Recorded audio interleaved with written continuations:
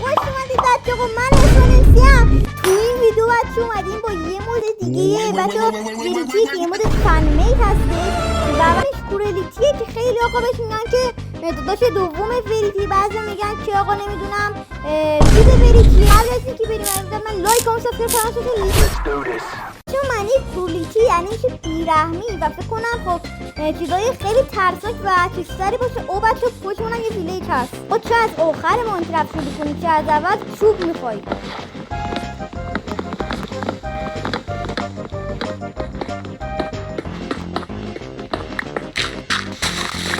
من باید سریع برسم به ویلیج و مثل یه اسپیدرونر سریع آقا باید رو تست کنیم.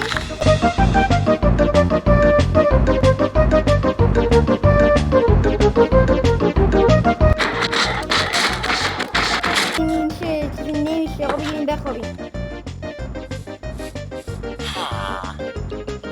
خیلی خوب آقا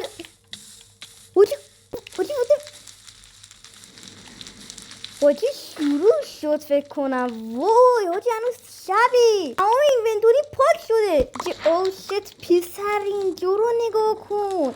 کل اینجا رسما الان من چوری بیام بیرون. ترپ شدیم و من برم بیرون ببینم. اوه چطور من برم بیرون که وده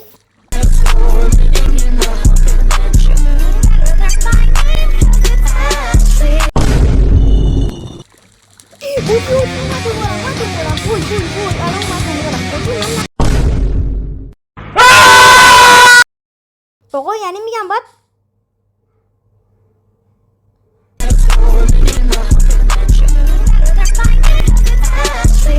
وای وای وای خودی داداش. الو داداش زنده ای؟ الو زنده ای؟ الو زنده ای؟ الو شما باید اینو بکشمش و هش میخواد ما. خیلی خوب آقای نمزین. وای بچه آقا صفم هست بچه چیزی پیداست اصلا صدا میاد.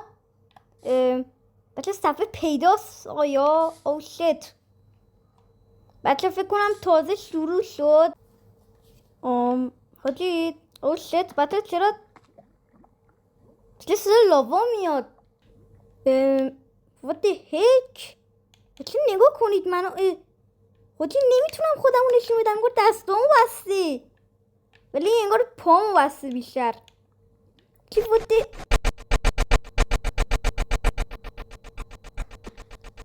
what the fuck.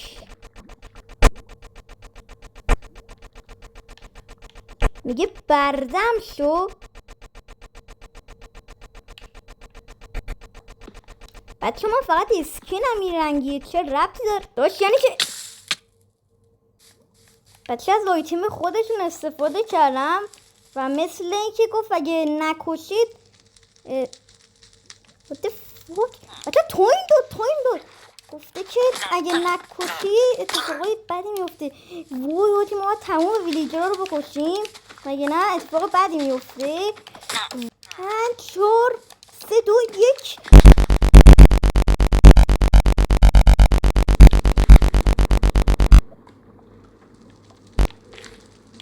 چی من تو ندر گیر انداخت. حاجی اصلا خیلی ترسناک نیست فرار کنم. داشت اول من تو رو اینجا ترپت بکنم. یا اینجا ببینم. برو بابا.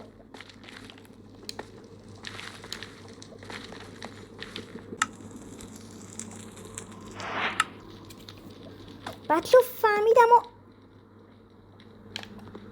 فرار کن. 30 ثانیه. بچه این تایمو اینو این شکلی میذاریم دیگه. وای بچه فلینت اند استیل چی کن. 10 ثانیه بمون داد. من سریع برم و خب